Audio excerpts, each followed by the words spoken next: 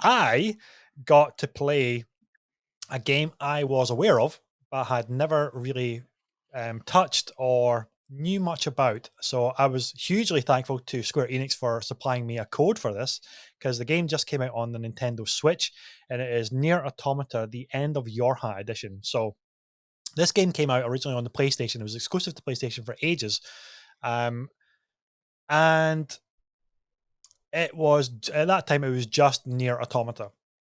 And I was aware of it, but didn't really look at it. It was one of those things similar to you with Bayonetta, Sarah, whereas like the character looked like a little bit overly sexualized. I thought this is just like for teenage boys or something. I'm gonna pass. I'm gonna pass. And then it came out in 2018 as the Become as Gods edition for the Xbox. Again, never looked at it. And now finally it's on the Nintendo Switch as the most kind of complete edition. So jumped in, low expectations, and I really shouldn't have, because I know people were gushing about this game, talking about it as such a phenomenal game. And you know what? Jesus fucking Christ, it is. It is absolutely phenomenal. To the point where it's maybe one of the best action games I've maybe ever played. I know that's a little bit hyperbole. Wow. It is phenomenal. Within the first 10 minutes of this game, I had about four completely different gameplay styles all going on, and it was amazing. You start off, you think you're piloting this ship which looks like a Gundam, and then it will transform into a ship that looks like Star Fox.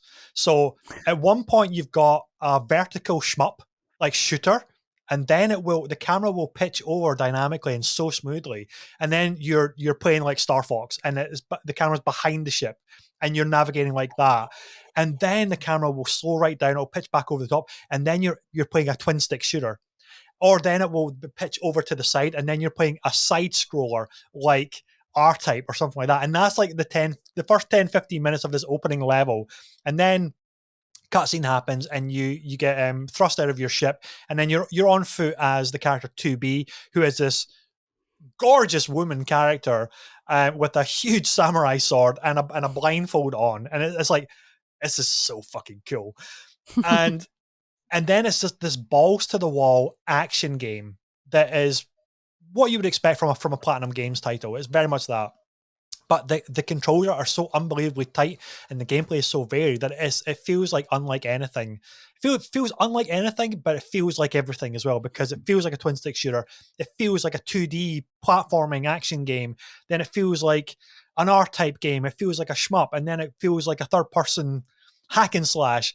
But then you've also got this little floating droid thing over your shoulder, and if you press and hold the right bumper, it is like a Gatling gun.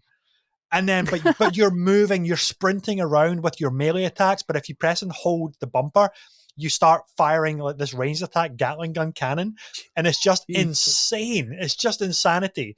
And then there's bullet hell elements of bosses, which made me think, okay, this was clearly like an influence for Returnal. And if anybody's played Returnal, where it's just these like rays or beams or lasers or like round balls that are just kind of firing at you, and you have to find the gaps like a proper bullet hell. Like there's stuff like that, and then it's so varied, it's unbelievable. And I was just like, okay, shit, strap yourselves in. I am in this now, and I'm a few hours in, and now the story is beginning to open up, and the gist of the story is that Earth has been taken over by robots. Humanity has left, it's fled, it's now essentially living on the moon, but they want to return. So 2B and your companion called 9S, they're androids or automatons, and that's who you control as. So you have to basically go down and find out what the heck's going on with the Earth and all these robots. Obviously, wipe them out to make it safe for humanity to return. But then the robots are not always trying to kill you. They want to. They have their own little enclaves of. They just want to live, and they're non-violent. And there's this whole other side aspect of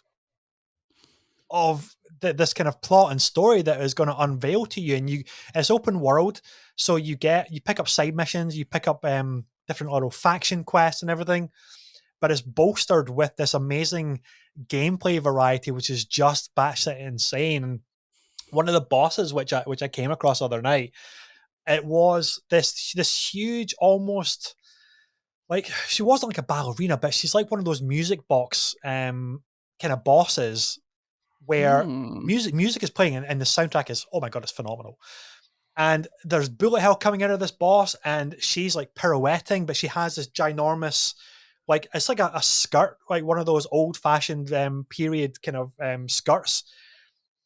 But within that, it's all this like mechanisms of pain and destruction, and that are trying to kill you. The skirt will lift up, and then there's like spinning blades or mechanical legs and arms that are trying to attack you, and then she'll launch missiles at you, and then she'll drop in these kind of companions, which are they're androids, former androids like you, but they're kind of hung up like a crucifix, and they will blast out these I want to say hula hoops, but they're basically like orbs, like rings of light that will shoot out towards you. And if one of them hits you, that's her hacking you.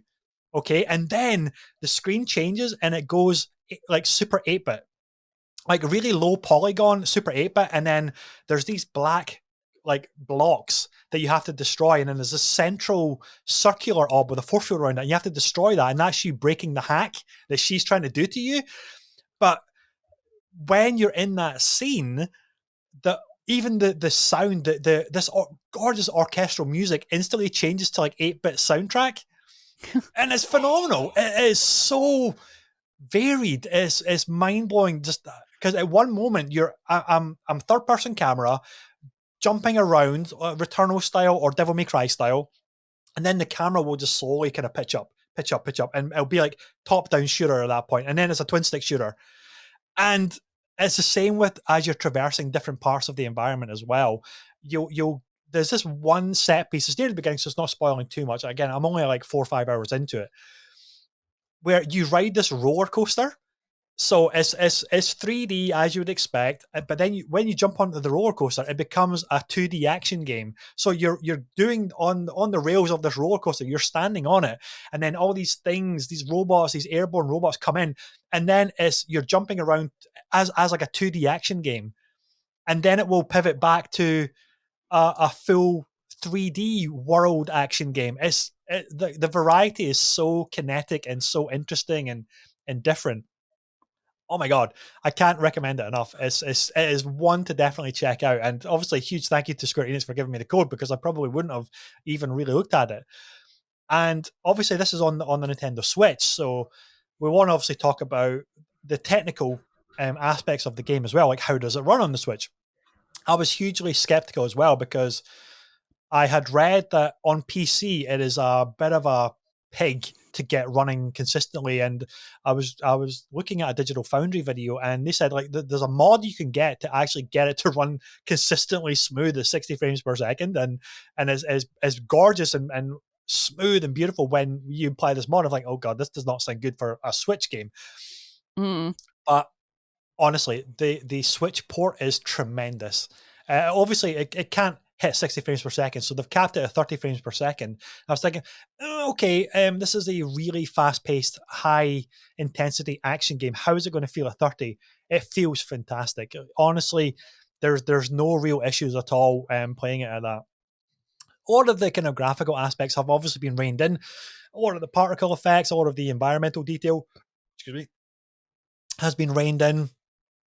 But it is without question one of the most beautiful games on the Switch. And the fact that it runs kind of so consistently at that locked 30 or near enough locked 30 FPS, huge accomplishment. And I can't stop gushing about the game because it is such a surprise for me, and one that I can't recommend enough, to the point where I've actually bought it again Hmm. on Xbox, because the Xbox version got an enhanced edition for the One X at the time, so it now runs at 4K 60.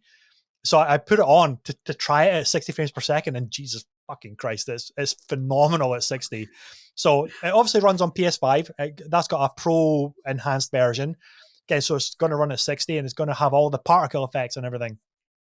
But my god, check it out. It is absolutely outstanding. And the fact that it's on the Switch running so well and looking so good, and it's portable or you can have it docked, what an achievement. What an achievement from the team. And cannot recommend it enough. It's like, what a banger title. And it's about £30 as well. So it's not like an astronomical price point necessarily. I guess because it's an older game as well, and they just want to kind of get it out and get as many people looking at it as possible.